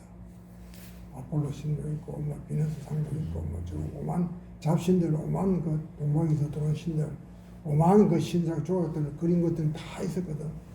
근데 그런 것들을 다 치우지를 못했어. 싹 정리하고 없애고 깨끗하게 예배를 드려야 되는데 다 못 치웠어. 그거는 현실적으로 어쩔 수 없게 그런 걸 좀 받아들였던 것 같아. 그래서 로마의 다신교의 영향을 좀 받았다고는 그 말 들으니까 파떡 내. 그렇게밖에 연결이 안 돼. 그 우리의 신앙 고백에 있어서는 참 한 톨도 로마의 다신교의 사상이 들어오지 않았어요. 한 톨도 안 들어왔어요. 신앙 모임에 있어서 로마의 다신교의 그런 신전에서 흘러 들어온 그런 게 좀 있을지는 몰라도 전혀 없었어. 그렇게 하면 좀 이해가 되겠어요. 저도 뭐 그런 신앙의 본질적인 게 오염됐다는 건 아니고 문화나 뭐 제사나 그리고 폴리카르에 대해서 이야기보다 또 한 가지 재미나는 이야기 에피소드가 하나 있어. 예수님께서 우리 그렇게 배웠죠. 평생에 글을 남긴 게 하나도 없다. 예수님께서 글씨를 남긴 게 있다. 문서로 남긴 게 없다. 문서를 남긴 게 하나도 없다. 그런데 유세비우스에서 재미나는 하나의 그 고정이 하나 나오는데 예수님 당시에 아데사라는 조그마한 소국이 있었어. 시리아에 유브라데스 강과 티그리스 강 건너편에 조그마한 소국가가 있었는데 이 국가 이름이 아데사라는 나라예요.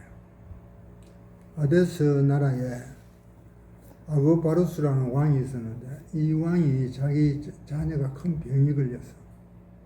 그런데 소문 듣기로는 예수님이 그 병을 막 달아서 주거든. 그러니까 예수님한테 이 왕이 예수님한테 편지를 보내서 예수님 와서 내 자녀의 병을 좀 고쳐주세요. 그러니까 예수님께서 그 편지를 받고 이 멀리 있는 사람이 나를 믿는다는 것에서 예수님은 참 기뻐했던 것 같아.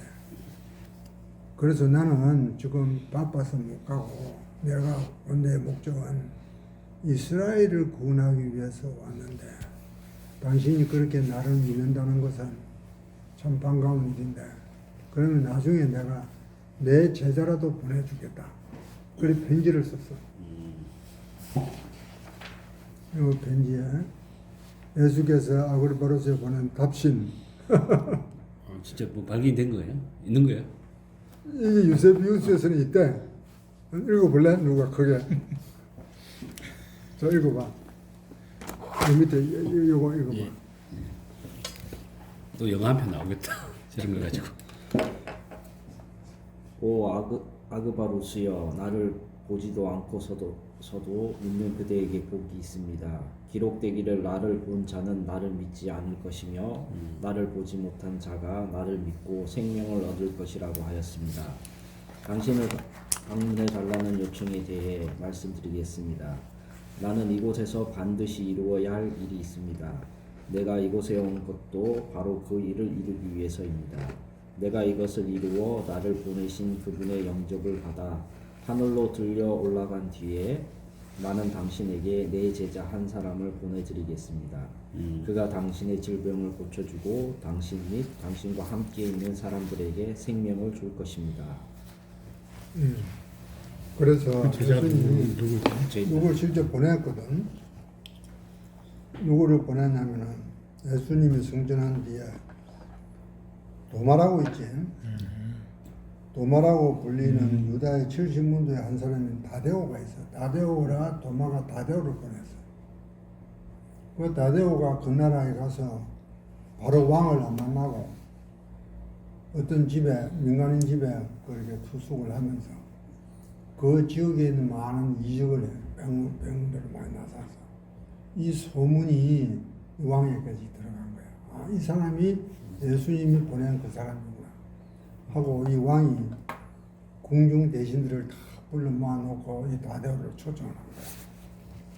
그래 그 초청을 해가지고 이 다데오 앞에서 큰 절을 하면서 아주 직사 대접을 하면서 그렇게 했는데 그렇게 해서 자기 아들을 갖다가 좀 나사달라 그러니까 다데오가 나사준 거야. 그러니까 황금이나 이 보물을 한 것을 갖다 준 거야. 그 다데오는 나 이런 것을 위해서 온 게 아니다. 당신이 예수 믿고 구원받아라. 그런 일화가 있었어. 재밌는 이야기죠. 그래서 내가 이게 아데사라는 나라를 갖다가 아무리 찾아도 잘 안 나와.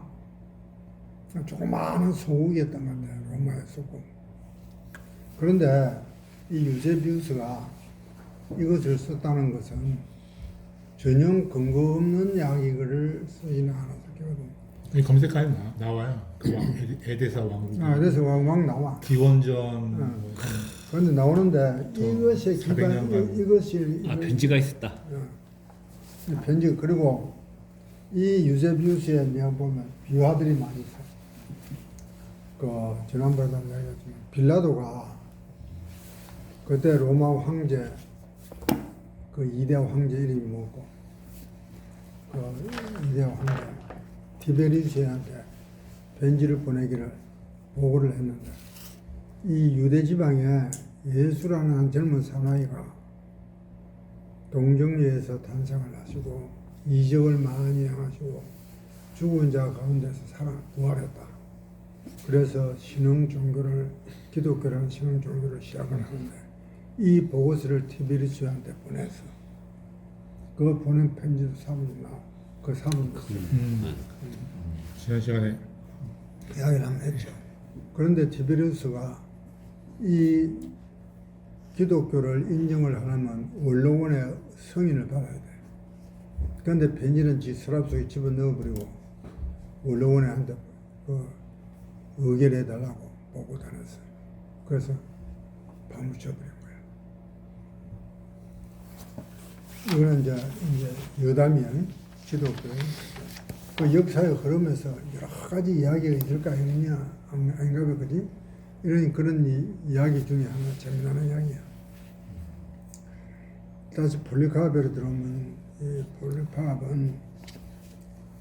이 폴리카베이 그 순교는 아타나시우스 못지않게 많은 기독교인들이나 로마 압제자들, 군인들에게, 귀족들에게 굉장히 영향을 미쳤어요. 이 폴리카비 십자가에 이제 로마인들 아니면은 보통 사형을 시키는데 극형이 십자가형이거든. 그런데 나를 그런 십자가에 못 박아주지 말고 나를 화형을 시키라. 나는 뜨거운 데서 얼마든지 견뎌낼 수 있는 마음의 자세가 되었다. 그러면서 화형을 자청하고 그 자청한 대로 화형을 시켰는데 그때 그 모습이 그 군중들에게 굉장한 감화를 끼쳤던 것 같아요. 이로 인해서 폴리카르의 순교로 인해서 오히려 기독교가 더 단단해지는 그런 기초를 마련한 것 같아요. 폴리카르이. 그런데 서문화 교회가 폴리카르는 서문화 교회 감독으로 있었거든.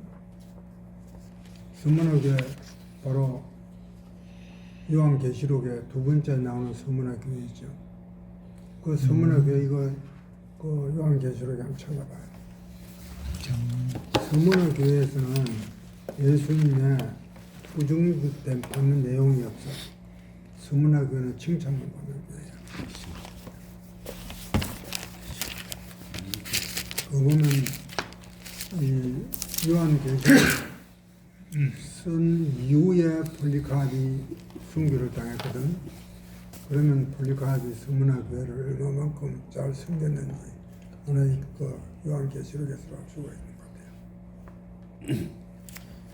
것 같아요. 거기 없잖아. 구정이 없어. 네가 실상은 가난한 자 같으나 너는 부한 자라.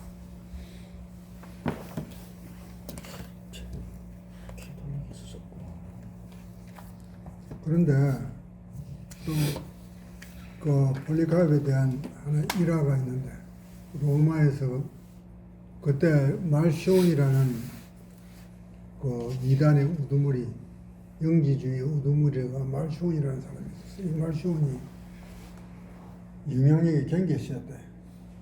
이 사람이 선박 사업을 했는가 돈을 많이 벌었어. 돈을 많이 벌어가지고 귀족들이나 이단 단체 시사를 많이 한 거야. 돈을 많이 벌었어. 그러니까 말시온을 따른 사람들이 참 많이 있었어. 그런데 거기서 말시온이 폴리카르를 찾아와가지고 야, 너 나 아느냐? 그러니까 폴리카르이 뭐래 그러겠어. 그래, 너 잘 알아. 너는 마귀야, 큰 자식이야. 너는 마귀 새끼야. 그렇게 말시온한테 완전히 면막을 주면서 그때 이단들을 갖다가 그렇게 멸시를 하고 경계를 했다고. 이건 아티우스에 대해서 이야기인가, 폴리카르에 대해서 이야기인가, 그런 이야기도 있어. 한 번은 목욕탕에 목욕하러 들어갔는데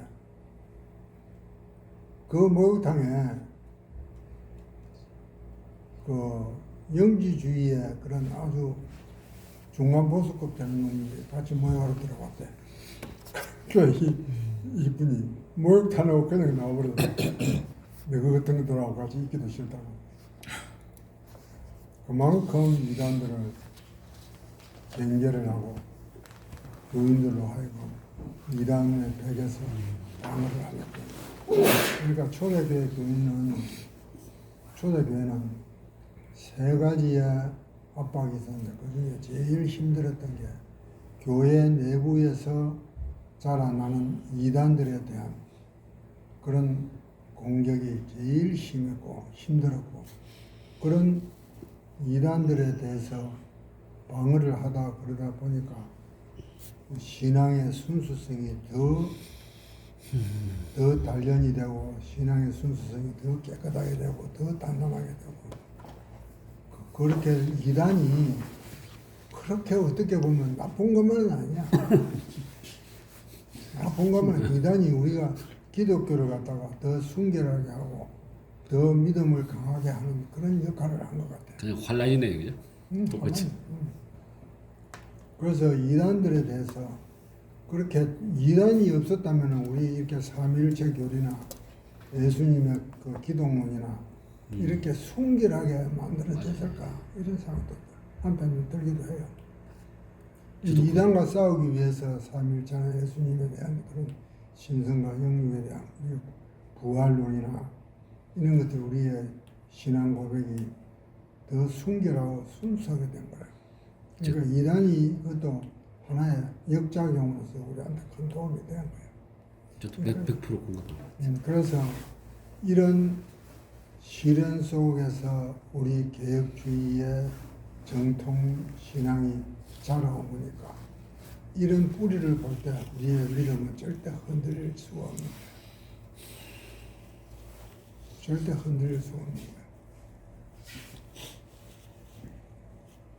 다음 주일은 여러분들이 살 수 있으면 이 디다케라는 책을 하나 좀 구해보시죠. 그 책 어디 있나? 밑에 있습니다. 이 책이 얼마 안 되는데 아주 이쪽에 반은 히브리어고 한쪽만 한글이에요. 이거 얇은 책인데 초대 교회의 12사도들이 어떻게 교회를 모이고 신앙생활을 어떻게 했는지 이것이 가장 고전 중에 오래된 기독교 문서예요. 그럼 반은 히브리어고 오른쪽에 번역해놨고. 네, 그러니까 여기 보면은 우리 목사님이 지난번에 설교 한번 할 때 디다케의 첫 줄을 인용을 하는 걸 한번 들었는데 디다케의 첫 줄이 뭐냐면은 우리는 딱 길이 두 가지가 있어. 생명의 길과 죽음의 길. 디다케에서 그 첫 줄이가 생명의 길은 이래서 첫째로 당신을 만드신 하나님을 사랑하고 둘째는 당신의 이웃을 당신처럼 사랑하시오. 무슨 일이든지 당신에게 닥쳐오기를 원치 않는 일이거든 당신도 남에게 하지 마시오. 내 하기 싫은 일 남한테 시키는 거라는 거예요. 이거 첫 마디에 머리말에 처음에 이 두 가지 길이 있습니다. 하나는 생명의 길이고 다른 하나는 죽음의 길인데 두 길의 차이가 큽니다. 우리는 딱 두 가지 길 중에 한 가지 길을 가는 거야. 이것이 우리에게 주어지는 오늘날 우리에게 주어지는 오늘날 사람들에게는 이 말이 잘 다가오지 않아요. 중간길로 가라 그래. 적당하게. 중간길이 있는 것처럼 자꾸 자유주의 신학자들이나 그런 사람들은 중간길을 계속 있는 것처럼 그렇게 보도하고 있다. 우리에게는 딱 두 가지 길 뿐이야. 이 디다케에서 12사도의 가르침 이것이 발견되기는 1800 몇십 년대에서 발견되는데 쓰여지기는 뭐 AD 뭐 5, 60년이나 그 당시 아주 오래전에 시리아에서 시리아 어떤 수도원에서 발견된 책이야. 이게 아주 고전 기독교 고전 중에 고전인데 여러분 이런 책을 집에서 서재에 있는 거 하나 꽂혀 있는 것도 좋아.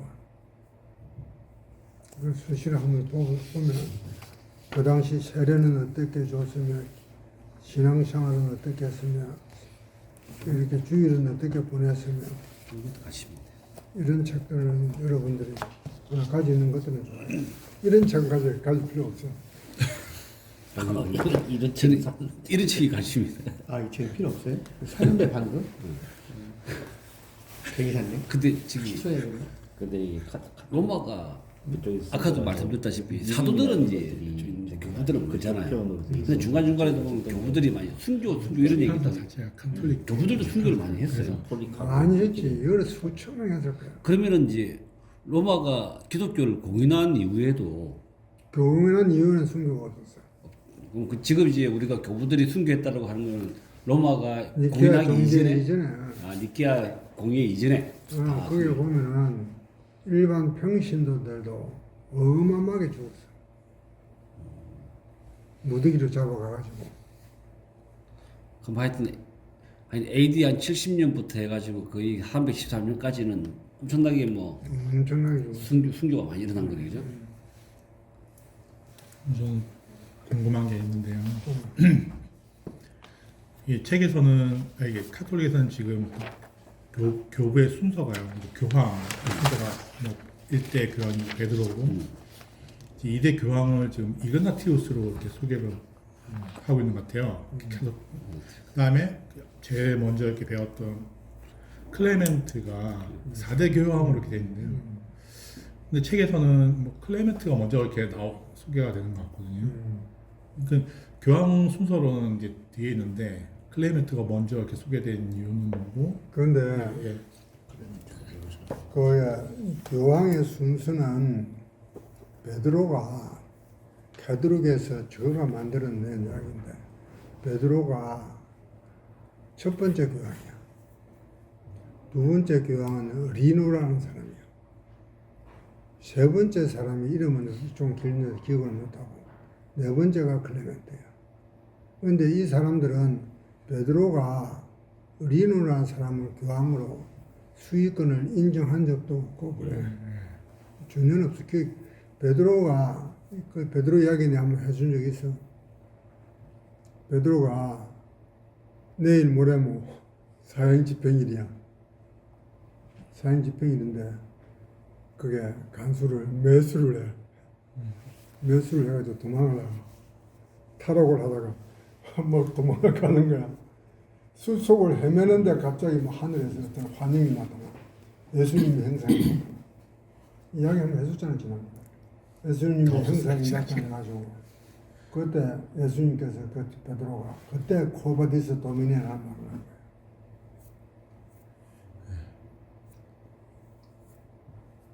그러니까 예수님 대답이 내가 로마에 십자가 박히러 십자가 못 박으러 다시 또 로마로 돌아간다. 그 말을 듣고 베드로가 야 내가 잘못했구나. 베드로의 성격이 그래. 잘못한 거면 얼른 고쳐.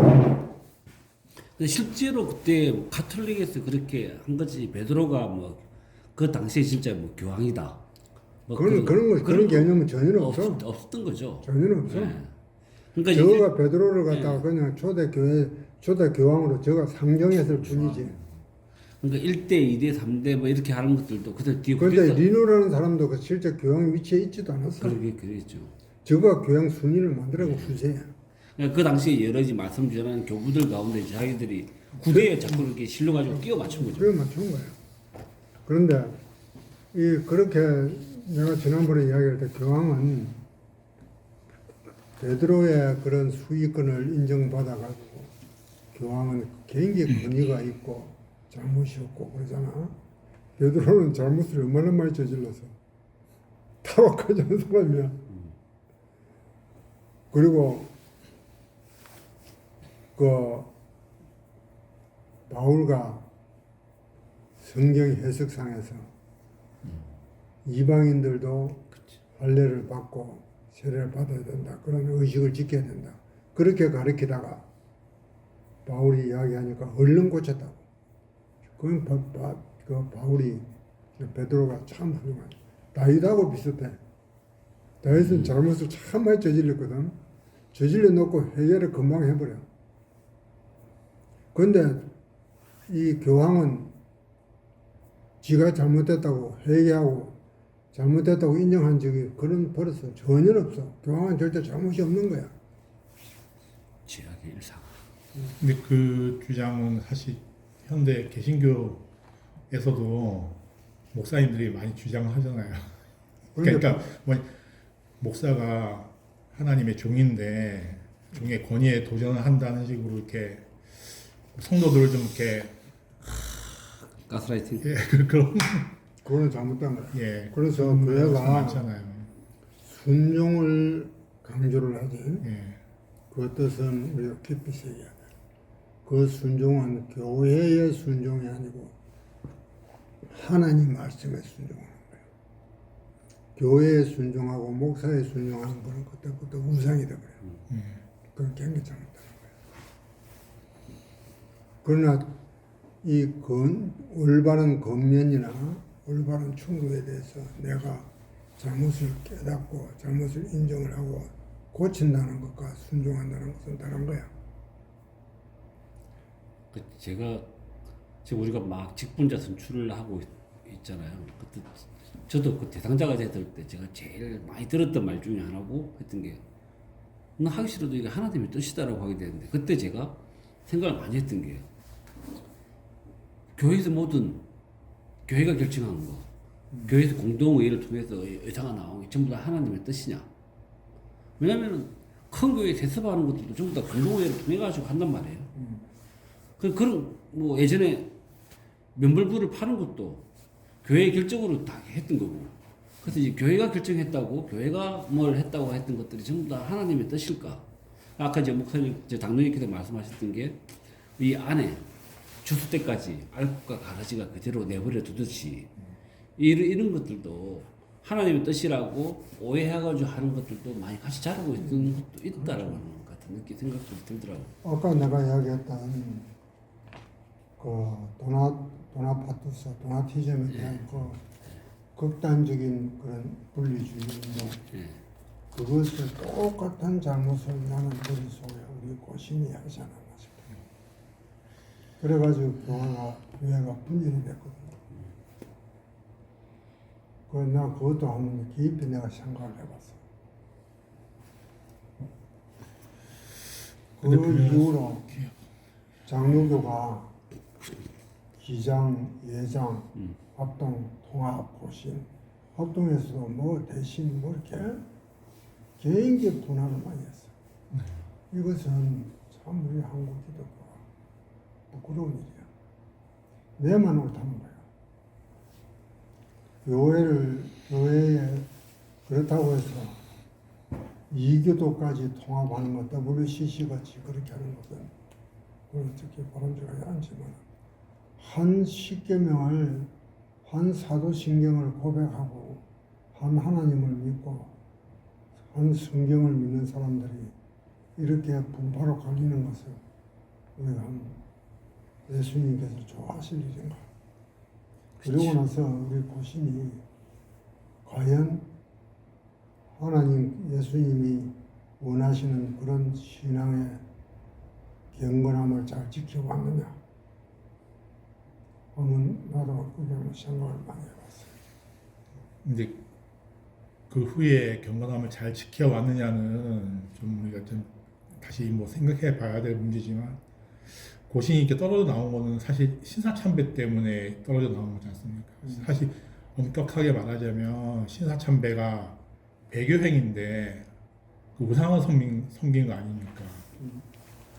그러면 뭐 도나파투스처럼 나는 그런 자들하고 같이 할 수 없다라는 그런 뭐 순결의 정신으로 떨어져 나왔다고 보는데요. 사실은 해방되고 나서 기독교가 그 배교 행위에 대해서 공식적으로 회개하고 참여한 역사가 없잖아요. 어떤 뭐 노예에서 그 잘못했다는 무슨 결의문을 뭐 채택한 적은 한 번인가 두 번 있었다는 얘기는 들었는데 한국 교회가 전체적으로 회개 운동을 하거나 그런 건 전혀 없었다고 이렇게 보거든요.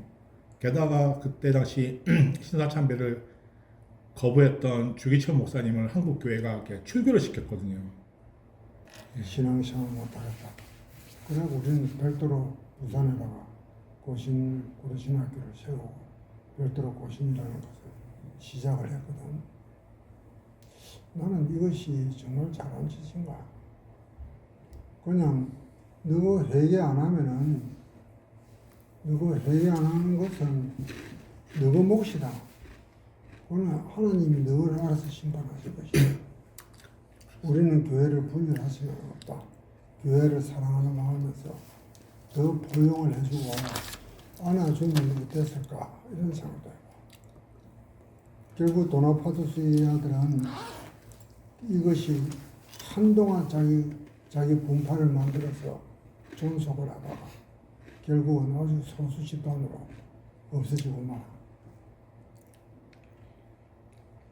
그런데 원체 이 사람들은 주장이 강경하고 분리적이고 독단적이기 때문에 이래 됐는데 이건 우리 고신도 그 하나님의 은혜로 지금까지 교단이 존속된다는 것은 하나님의 은혜입니다.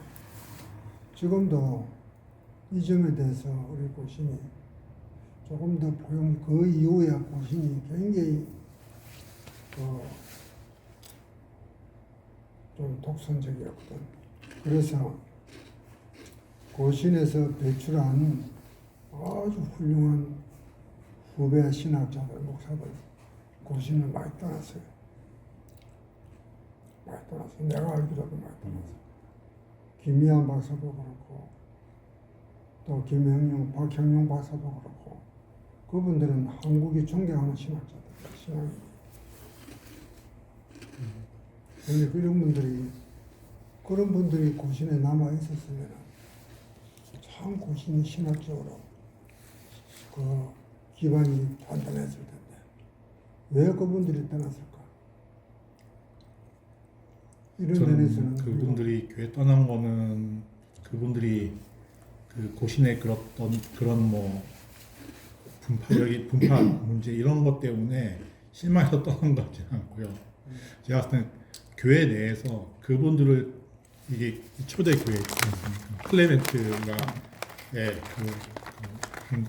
편지 보낸 교회 그 교회처럼 그 교회 교단 안에 그런 분들을 되게 시기하고 질투하는 분들이 많았던 것 같아요. 그런데 그런 것도 시기하고 질투하는 사람이 있더라도 이것이 필요한 것이 언이야. 그때 필요한 것이 언이라. 하나님께서 처리하시려. 나는 내 신앙 기본은 참고 인내한다. 용서하고 형제를 대하는 마음으로. 그분들이 스스로 나가신 건지 교회에서 쫓아냈는지 모르겠는데 스스로 나갔어요. 저는 아마 성경하고 우리 집사 교육을 받을 때 이런 얘기들이 있었거든요. 교육을 받으면서 그 고신 역사를 쭉 하면서 그때 부교육자가 맨 마지막에 한 물어봤던 게 있더라고요. 그때 그럼 지금 우리가 결과를 보게 되면 그때 그 결정이 잘한 결정일까요? 못했던 결정일까요? 물어보니까 뭐 어떻게 모든 걸 떠나가지고 결과적으로 다 보니까 저는 그래서 고신이 더 뭔가 선명해지고 더 순수한 신앙을 지켜오고 안 보이는 거예요. 그냥 지금 그런 결과만 놓고 보게 되게 되면 뭐 하면 고신은 항상 뭐 신화참명 꼭 바리새파가 얘기하는 것만큼만 되고 실제로 우리가 어떤 문제가 생겼을 때도 예배에 대해서 대하는 생각이나 이런 것들은 다른 교단들보다 더 그냥 허물어져 있고 그런 게 느낌이 많이 오고 실제로 우리가 그렇게 했으면은 더 우리가 더 누가 보더라도 계획적이고 선명하고 순수한 더 경건하고 그렇죠. 그렇게 주의를 더 순수하고 그리고 우리 교회 요즘 예배하러 온 젊은이들 보면 반팔이고 뭐 음료수 가지고 들어와 앉았고 그리고 앉아서 부채질하고 예배의 경건이라는 것은 거의 없어. 우리 고신이라고 해서 예배가 얼마나 경건하나. 주일에 맡겨놓은 것도 해서 똑같아. 똑같아. 그러니까 우리가 나는 그 갈라디아서 성령의 열매 그 열매를 우리가 얼마나 많이 맺었느냐. 우리가 얼마나 고신이 얼마만큼이나 세 속에서 멀어져 있느냐. 우리는 세상 속에 살지만은 세상을 따라가서는 안 되거든. 근데 우리가 고신이 얼마나 세상을 많이 따라가. 똑같아. 다른 교회는 예배드리는 모습 보면은 합동이나 통합이나 고신이나 똑같아. 예배드리는 모습 보면 성도의 사생활도 똑같고. 안 그러나? 그럼 왜 분파만 갈라졌어? 예수님 몸을 찢어놓은 거야. 이제 우리가 이제 그런 것 있잖아요. 우리가 회개할 때도 보게 되면은 뉘우치기는 하는데 돌이키기가 아직 힘든 게 지금 우리 딱 교회가 그랬던 것 같아요. 지난 한 15년, 20년 동안에 우리가 말씀을 통해 가지고 많은 것들을 이제 뉘우치고 돌아가려고 하고 있는데 돌이키는 거는 아직까지 우리가 재산이 남아 있으니까 시간이 조금 더 걸리는데 그나마 바람직한 거는 그래도 이제 우리가 뉘우치고 있다는 거. 아 진짜로 저는 그렇게 생각해요. 뉘우침이라도 쉬는 건 맞지. 예. 아니 그러니까 우리 교회는 저는 그건 있다고 봐요. 아니 돌이키지는 못했지만은 뉘우치고 있다는 거.